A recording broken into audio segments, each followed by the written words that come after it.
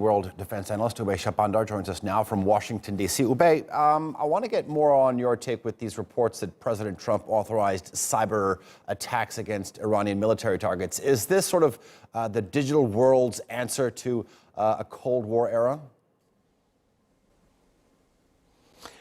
Well, it's a very important development here. Senior administration officials in the Trump White House are remaining mum on whether or not the Trump White House did authorize these attacks. But what we do know, based on anonymous reporting, is that the Trump administration did, behind the scenes, authorize a significant cyber attack targeting Iran's command and control computer networks that oversees their rocket batteries and missiles. So a very important development here, because we do know, of course, that President Trump backed down from a conventional military strike in response to the Iranian shoot down of the unmanned aircraft system. So this was what seems to be a contingency plan that U.S. Cyber Command and the U.S. military had planned in case it needed to be used. Of course, a cyber attack is plausibly deniable. We heard earlier this morning from Vice President Pence that the Trump administration will not publicly comment on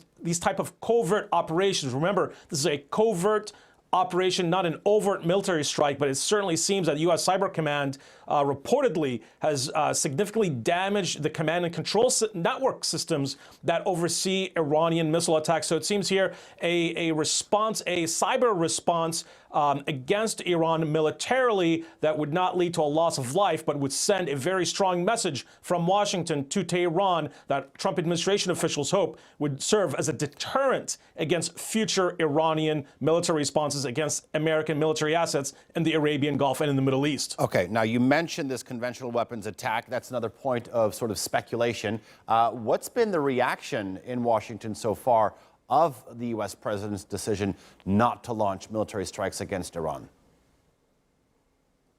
Well, it's interesting. We've heard a unified and loud message from senior Trump administration officials that American restraint should not be confused for lack of American resolve. That message has been sent from Secretary of State Pompeo, who is currently traveling overseas, to National Security Advisor John Bolton, who's out in the region as well. We've heard also from President Trump that he wants to make it very clear that his White House, even though they are moving forward diplomatically, that they would do whatever is necessary to protect American forces and American interests in the region. And so they are keeping all options open, to include whether it's cyber attacks or a conventional military strike. Of course, President Trump also made it clear that he did not want to launch any disproportionate attack that could lead to further escalation. We heard from President Trump directly, make Iran great again. He's hoping that Ayatollah Khamenei, the supreme leader of Iran, will also de-escalate and would reach out in dialogue. But a Trump administration that very much, according to senior officials, want to avoid war,